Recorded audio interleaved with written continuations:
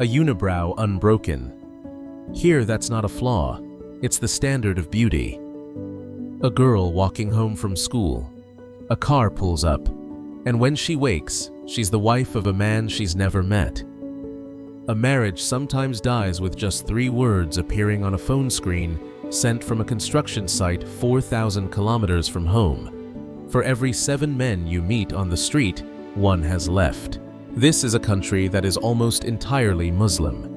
Yet the government bans women from wearing headscarves and stops men in the street to shave their beards. And this is the poorest of all 15 nations that once belonged to the Soviet Union. There's a question that will follow you through this entire video. How can all of this exist at once in the same country? The answer lies behind the highest mountains in Asia. Part 1. The land. Nobody notices. Open a map and you'll struggle to spot Tajikistan at first glance. The smallest country in Central Asia, without a single meter of coastline, hemmed in on all sides by Afghanistan, Uzbekistan, Kyrgyzstan, and China. Over 10 million people live on a strip of land that is 90% mountains. Flat land for farming is precious to the point of being almost a luxury. But this is no obscure, nameless place. 1,000 years ago, this region was the eastern edge of the entire Persian world, the homeland of Rudaki, the father of 9th century Persian poetry, a name still printed on the Somoni banknotes people spend every day. Deep in an isolated valley, a few thousand people still speak a language that is a direct descendant of the trade tongue once heard all along the Silk Road. And at Sarazm, a settlement 5,000 years old, ancient traders once dealt in goods stretching from the Aral Sea all the way to India. So keep this in mind before we go further. This is not a country that's newly poor. This is an ancient civilization now living through a very difficult present, and that present begins right on the faces of the women here.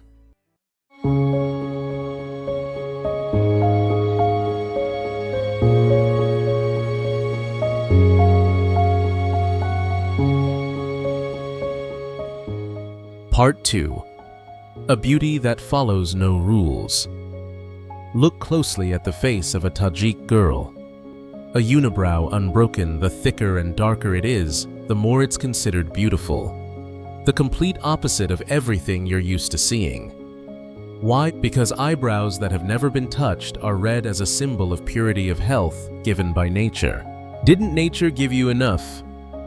No problem. At the market, you can buy uzma green leaf, costing just a few cents, dried and ground into a paste applied by hand between the brows. Pale skin, rosy cheeks, dark eyes that many travelers say pull you in the longer you look.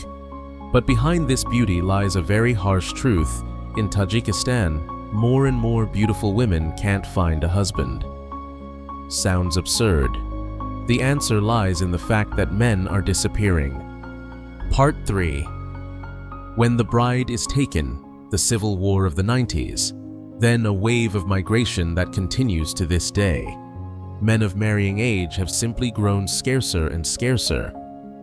Out of that gap, something plainly criminal has quietly crept back in, taking a second or third wife through nothing more than a religious ceremony, a nikah. The state doesn't recognize it. The woman is left with a marriage in name, only with nothing protecting her afterward. And there's something colder still. Sometimes a marriage doesn't begin with a proposal. It begins with a girl being dragged off the road home. It's called bride kidnapping. Walking home from school, picking cotton, a group of men surrounds her, forces her into a car. From that moment, she's a stranger's wife. This isn't Tajik tradition. It was imported from Kyrgyzstan and Kazakhstan, and most Tajiks see it as shameful. Around 100 cases are reported each year. The real number is likely far higher. Why does it still happen? Quite bluntly, a proper wedding costs too much. Kidnapping a bride is cheaper. Even the more legal marriages can die out just as coldly, with nothing more than a single text message.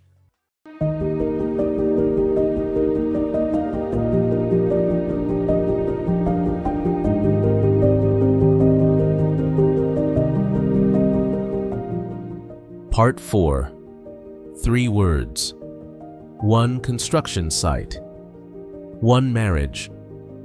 A wife in a mountain village. Her husband has been in Russia for years.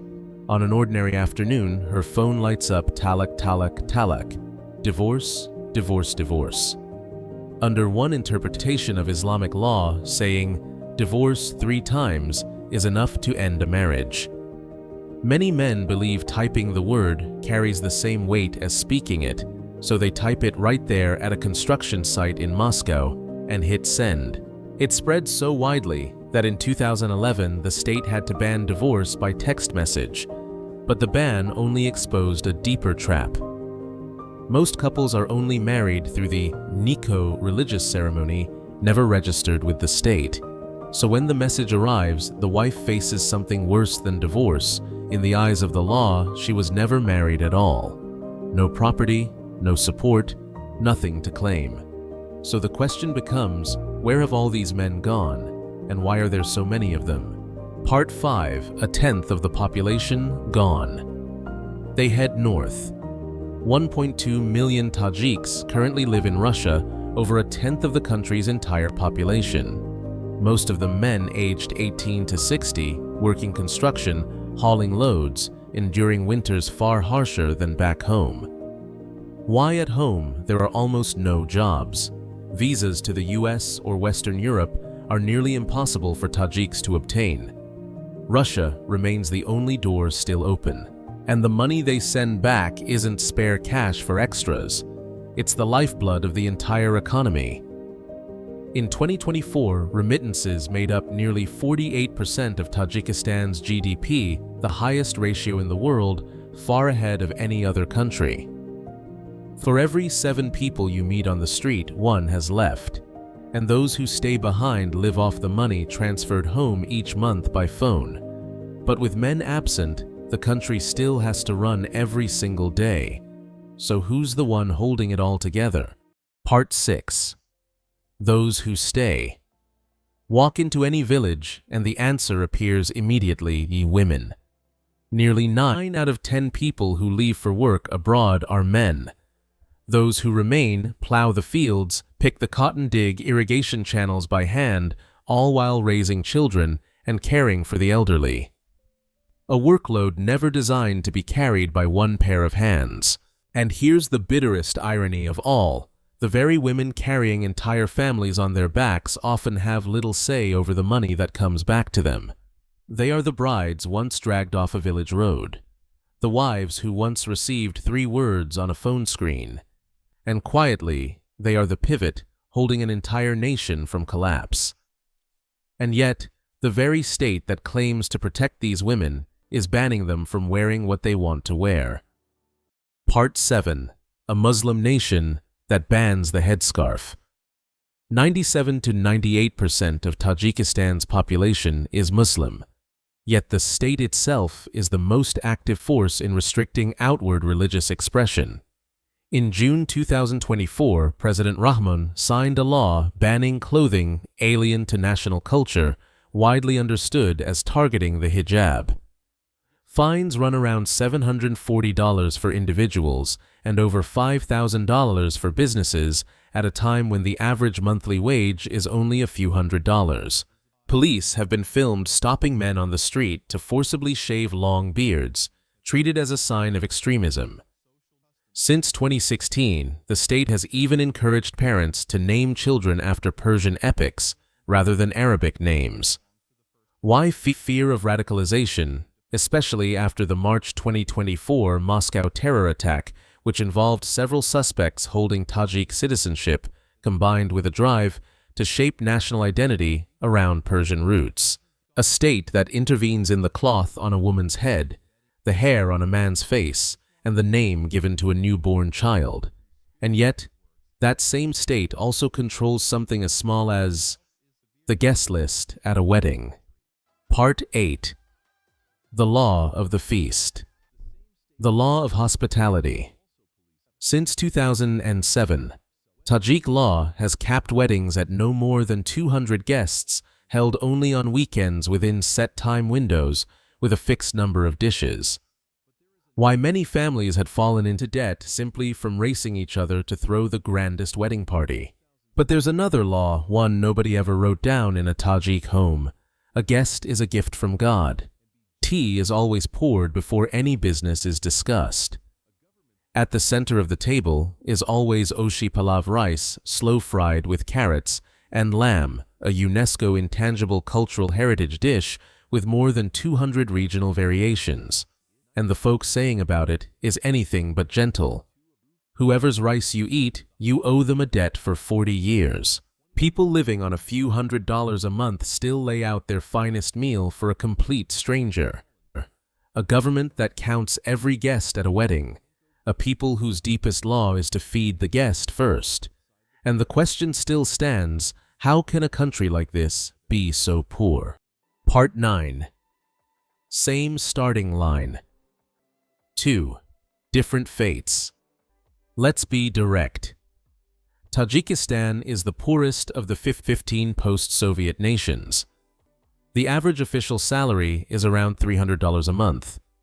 Estonia and Tajikistan started from the same point in 1991 when the Soviet Union collapsed. Today, Estonia's GDP per capita is around $32,000 a year. Tajikistan's is just $1,000 to $1,400. The same starting line, a gap of more than 20 times. And every winter from October to April, the lights go out. Almost all of the country's electricity comes from hydropower, and when river levels drop right as the cold hits hardest, the government is forced into rolling blackouts. In some areas, only a few hours of electricity remain each day. Roughly 70% of the population is affected. That's the story as seen from the ground. But seen from above, everything looks completely different. Part 10. The roof of the world. Over 90% of Tajikistan is mountains, where the Pamir and Tian Shan ranges, two of the tallest mountain systems in Asia, meet. The ancients called the Pamir the roof of the world. Ismoil. Somoni Peak rises 7,495 meters higher than any peak in North America. The Fedchenko Glacier stretches 77 kilometers, the longest glacier outside the polar regions on Earth. But to reach this beauty, you first have to pass through the Anzob Tunnel for years, nearly without lights or ventilation, so much so that drivers nicknamed it the Tunnel of Death. Then everything softens. Lake Iskanderkul, named after Alexander the Great, where families grill meat by the water as sunset turns the peaks purple. Nature gave them these wonders for free. But there are other structures here built by human hands, the hands of one of the poorest nations on Earth. Part 11. The highest dam on Earth. In 2011, Tajikistan erected what was then the world's tallest freestanding flagpole, 165 meters. On the Vox River, an even bigger structure is taking shape, the Rogan Dam. Once finished, it will be the tallest dam on the planet, about 335 meters taller than the Eiffel Tower, with generating capacity equivalent to 3 nuclear reactors. By mid-2025, the dam's crest had reached an elevation of 110 meters, with completion targeted for 2029 after more than $5 billion invested since 2008. But not every dam here was built by human hands. In 1911, an earthquake collapsed an entire mountainside into the Murghab River Valley, creating the tallest natural dam in the world, the Usoy Dam, 567 meters high. Behind it, Lake Sarez has been rising for over a century. The UN still monitors it by satellite because if it were to break, millions of people downstream across several countries could be swept away. A poor country, yet one that dares to build some of the largest structures on the planet. The question is who is really standing behind all of it? Part 12. One Name 3. Decades since 1992, only one man has run Tajikistan, President Emomali Rahmon, who came to power in the middle of the civil war. His son Rustam Emomali, born in 1987, currently serves as both mayor of the capital Dushanbe and chairman of the Senate. the position in line to succeed the presidency should anything happen. While a mother in a mountain village sends her husband off to Russia to earn a few $100s a month, international investigations, including OCCRP, have documented the president's family holding key positions across the economy, banking, oil and gas, and major businesses. That perhaps is part of the answer to the question of why a country so rich in resources leaves most of its people living in scarcity. But even domestic power isn't enough on its own, because Tajikistan also has to survive caught between two giants. Part 13. Squeezed between two empires. In 2011, Tajikistan ceded nearly 600 km² of Pamir territory to China, closing a border dispute that had lasted for centuries in exchange for having a debt written off. Since around 2017, reports have suggested China has maintained a security presence near the Afghan border, and Chinese loans remain among the largest components of Tajikistan's public debt. To the north, the border with Kyrgyzstan, drawn unclearly back in Soviet times, has previously led to armed clashes over land and water resources. Squeezed between mountains, between debt, between two empires many times its size, and yet strangely things are beginning to change. Part 14. The numbers are turning. Tajikistan's economy grew by around 8% in 2025, one of the fastest rates in the region. The extreme poverty rate has fallen from more than half the population in 2010 to under 15% today. Tourism is coming back too. In the first 9 months of 2005, around 1.4 million foreign visitors came to the country, nearly a quarter more than the same period the year before, as the government eased visa rules. A country once known only for its poverty is beginning to be known for other things, and no story captures that better than the story of a boy who once walked past a military checkpoint every single day. Part 15. The man who brought home the first gold medal. His father died in the Civil War when he was still a boy. His mother, a physical education teacher, became his first coach. Every day the boy walked kilometers, weaving through military checkpoints just to reach the hammer throw field. 2016. Rio de Janeiro. Dilshad Nazarov won gold. Tajikistan's first Olympic gold medal in its history. No one can buy that with money.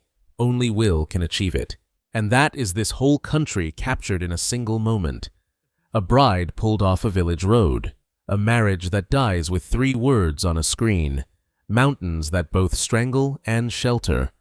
A government that counts every guest at a wedding beside a people whose deepest law is to feed the guest first. No contradiction. Just one truth seen from many sides. This country doesn't need pity. Pity looks down. It deserves to be looked at directly and understood. If you had been born in Dushanbe, instead of where you live now, your work, your marriage, the distance from the person you love, all of it would be different just because of a line on a map. And if that were your life, between towering peaks and a 40-year debt of gratitude for a bowl of rice, what would you hold on to first?